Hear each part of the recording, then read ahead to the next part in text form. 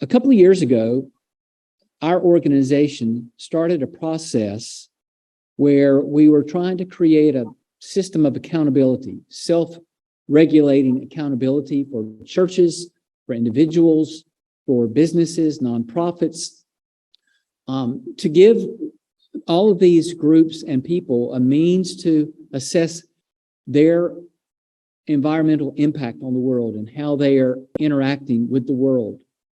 And we put this together, and I'll talk about this a little bit later in our event, dealing with worship and facilities and grounds and outreach and discipleship.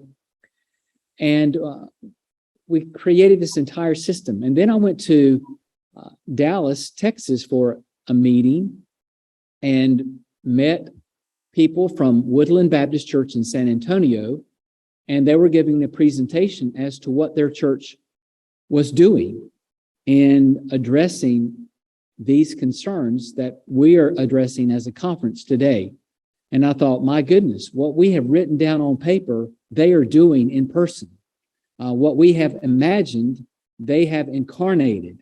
They have executed and implemented what we are trying to accomplish with our organization. So they, at their church, created a committee called the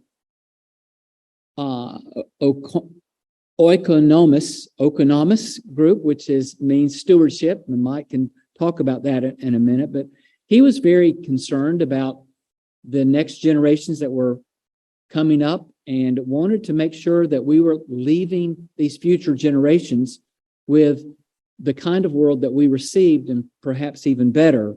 But that wasn't the case, and that wasn't the reality. And so they began doing some of the following things. They watched a video entitled Life of Our Planet. Their members participated in Bible studies on creation care. They developed reading lists for their congregation to read different books. They did an energy audit, preparing to install solar panels. They planted a butterfly garden to attract monarch butterflies on their migration throughout the region. They planted pollinator gardens to nurture the health of bees and other insects. They developed environmental policies to encourage going paperless for their committees at their church. They planned upgrades for heating and cooling units to save energy.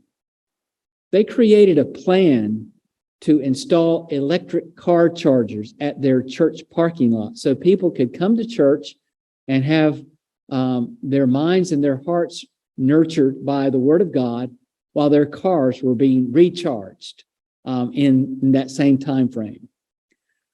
They were the only church that received the Environmental Sustainability Award by the city of San Antonio.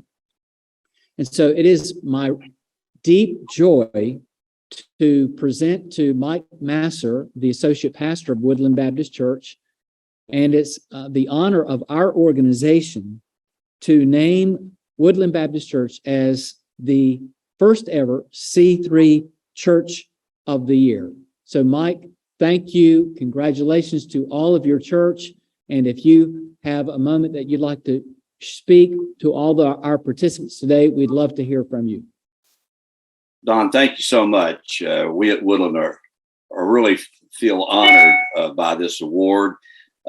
This Oikonomos experience that we've had for the past 3 years or so has been so enriching because it's reached a cross section of our church, everything from children all the way to senior adults. And it's made us realize that we want to be part of a grassroots kind of movement, which your organization is really encouraging. And we want to be with encouragers. And so we're grateful for you and grateful for this award.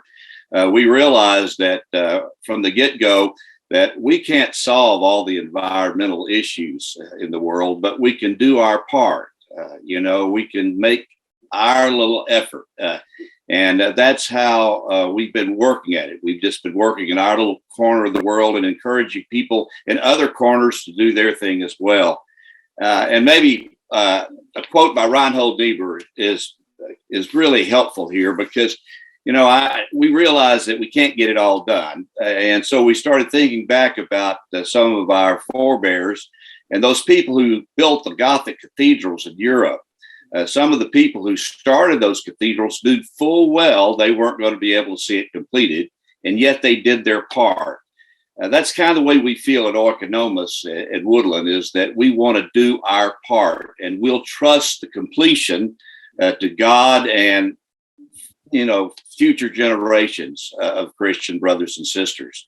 But Niebuhr said it this way: nothing that is worth doing can be achieved in our lifetime. Therefore, we must be saved by hope. Nothing which is true or beautiful or good makes complete sense in any immediate context of history. Therefore, we must be saved by faith. Nothing we do, however virtuous, can be accomplished alone. Therefore, we must be saved by love. And I think that's what C3 encourages us, because you give us hope. You unite us and with a lot of different folks. And so on behalf of Woodland Baptist Church, just let me tell you how grateful we are to be part of your movement. Thank you. Thank you, Mike. And thank you for your church's work in this and for providing a role model for so many other churches. I hope that we can take your story and publicize that and get the word out about what your church is doing, because it really is a wonderful role models for so many other churches. Mike and I have sort of a shared experience in that we have looked at our grandchildren and have recognized that our grandchildren may be living into the 22nd century.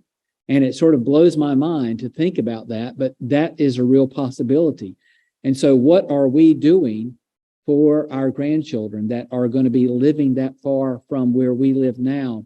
And so we want to be the kind of parents and grandparents that do more than just go to their birthday parties and soccer games, but try to actually participate in helping them have a better world. So thank you, Mike, and thank you, Woodland Baptist Church, for joining us today.